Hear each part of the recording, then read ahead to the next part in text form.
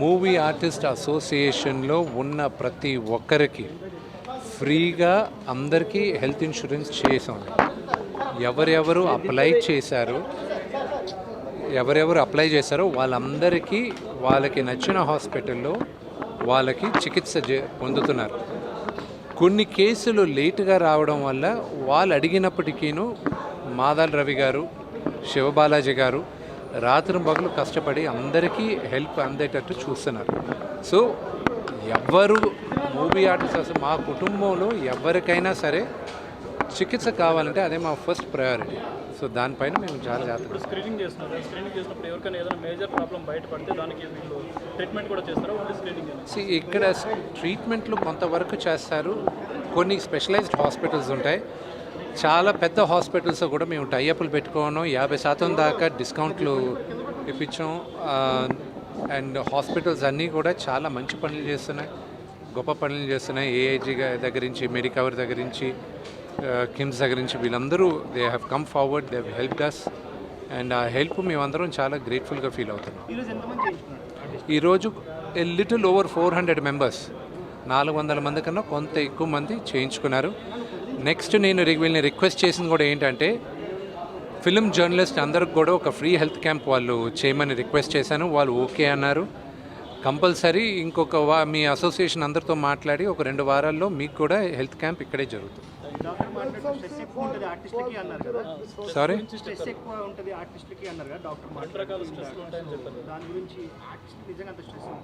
ఎందుకు ఉండదండి? ప్రతి ఫ్రైడే మా సినిమా రిలీజ్ అవుతుంటే మావన్నీ నోట్లోకి వచ్చేసి ఉంటాయి.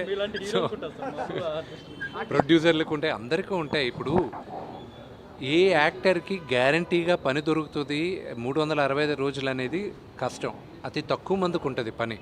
సో ఈ సినిమాలో నా పాత్ర బ్రహ్మాండంగా ఉంటే వచ్చే సినిమాలో నన్ను గుర్తించి మిగతా వాళ్ళు నాకు అవకాశం ఇస్తారన్న ఆశ ప్రతి ఒక్కరికి ఉంటుంది. ఆ స్ట్రెస్ ఉంటుంది.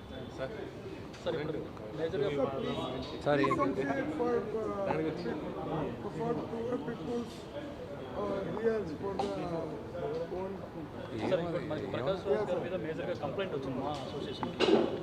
ఏమండి మనం ఉండేది ఇప్పుడు హెల్త్ క్యాంప్ గురించి, దాని గురించి ఏమైనా ఉంటే మాట్లాడదాం. There is nothing I need to speak. దాని గురించి మాట్లాడేసాను. ఆయన గురించి ఎంతోమంది, అది ఆయన ఇష్టం, అది ఆయన టోటల్ ఆయన పర్సనల్ వ్యూ.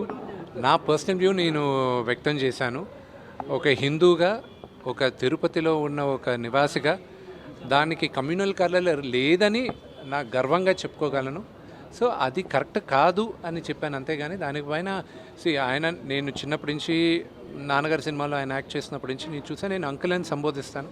ఆయన అంటే నాకు గౌరవం, అంతేగాని there is nothing controversial about it.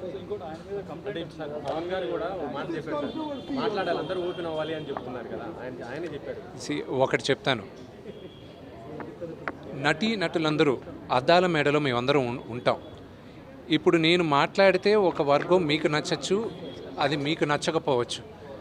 నచ్చని వాళ్ళు మమ్మల్ని ఈజీగా టార్గెట్ చేస్తారు, నచ్చిన వాళ్ళు మాకు అవసరం ఉన్నప్పుడు వచ్చి సపోర్ట్ చేయరు.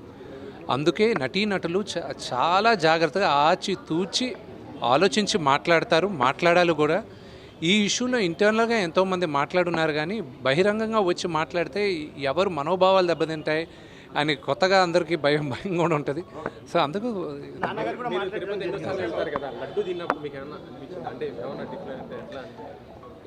అండి దేవుడి పైన నమ్మకంతో విషం తాగినా కూడా అది అమృతంలాగే ఉంటుంది. ఆ నమ్మకం ఏ లెవెల్లో ఉందనేది మనకి.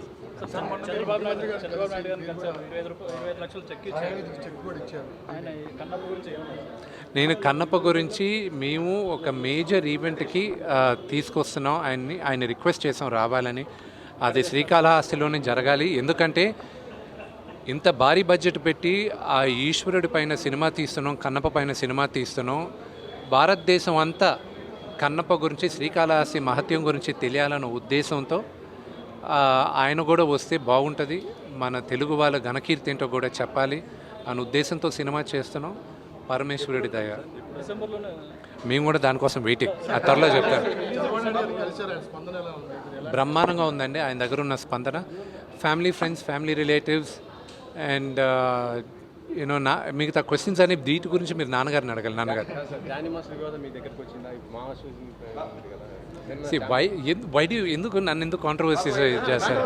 సి దాని గురించి ఆల్రెడీ ఓవర్, దాని గురించి ఓవర్ కోర్టులో చేస్తున్నారు. అయితే మీరు దృష్టికి వచ్చేది సార్ నవతహి అనే దాన్ని మలేషియాలో ప్లాన్ చేశారు కదా. అది పోస్ట్పోన్ అయిందండి. పోస్ట్పోన్.